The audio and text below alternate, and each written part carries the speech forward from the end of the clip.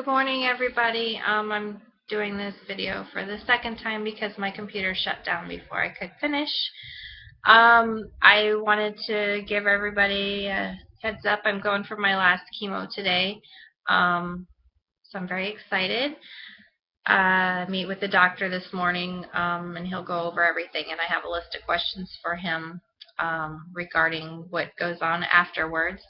It's probably about 5:30. I've gotten about 2.5 hours of sleep. The wonderful steroids kept me awake. I did pretty good with my first dose today, a little jittery, but my second dose at like 6 o'clock kicked in about 10:30, and so I was wide awake half the night.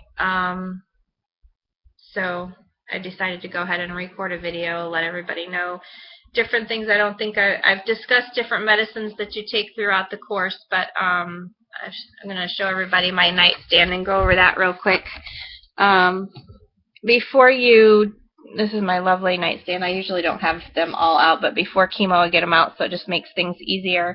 Beforehand, I have to take the milk of magnesia because the anti-nausea medication that they give you in your chemo makes you constipated, and the anti-nausea medicine when you come home for the first few days makes you that way. So you take this to ward off constipation, and then after about day 3 or 4 you stop because then you get diarrhea.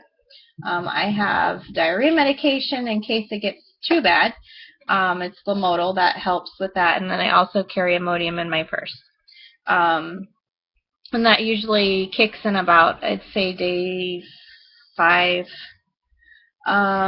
Let's see. I take the dexamethasone, 4 tablets. I take it the day before chemo, and then the day of chemo they give it to me in the IV, so I don't have to worry about it. And then I take 4 pills the day after.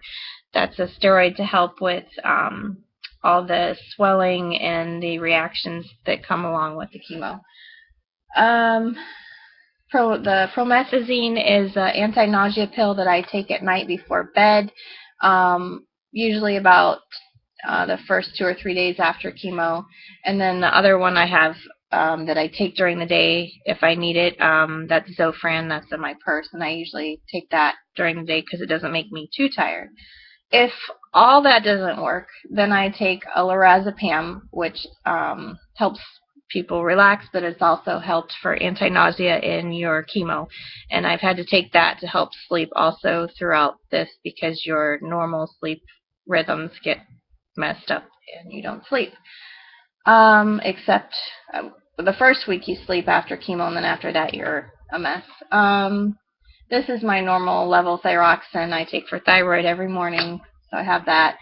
Claritin, I take this on a normal basis, but you also take it to help ward off bone pain or help it to not be so bad, and I take that the day before my Neulasta shot and then 3 days after, but I take it anyway.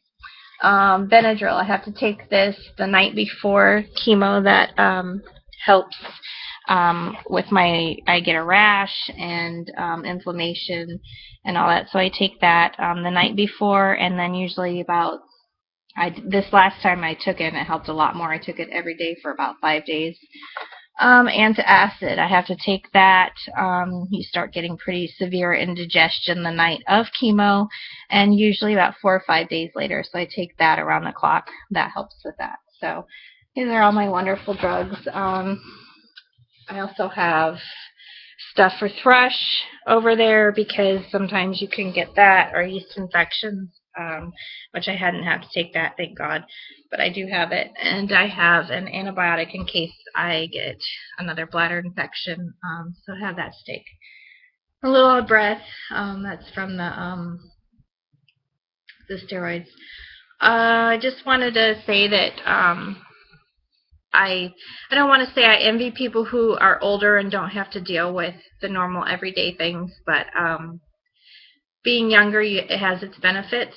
I think you can function somewhat normal, better than those who are older, and you can try to do the best you can with your day-to-day life.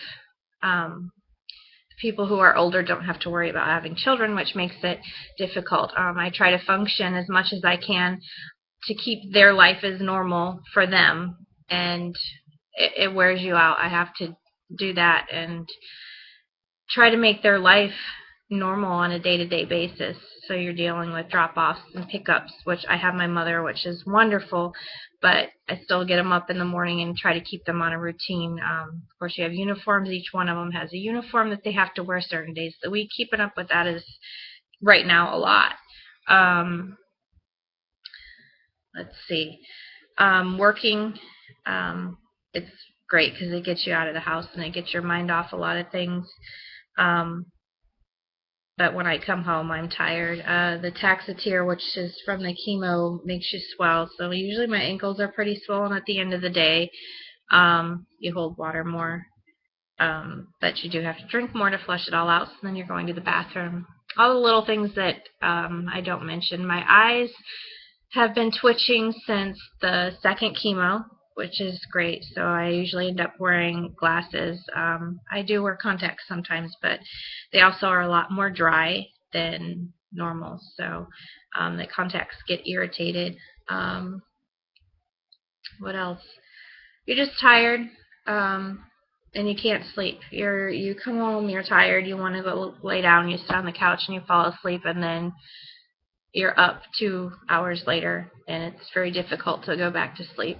So I think that helps with the whole chemo brain that some people say is real and some people say is not. I will totally agree that it's real. I have worn the wrong uniform to work like 3 times.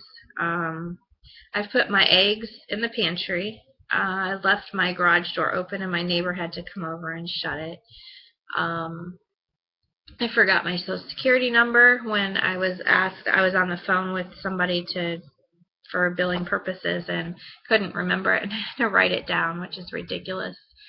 I just feel like I am functioning at like 70% with my brain.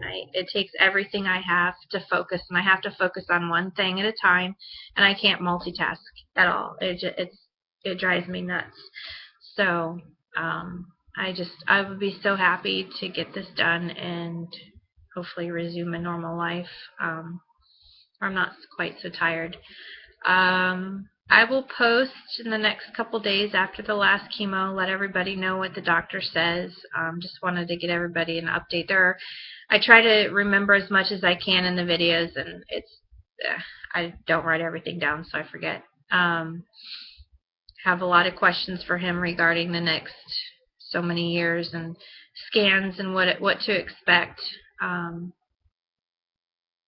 Yeah, I think that's it. So I will record another one in the next couple days, let everybody know what he says. I'll talk to you later.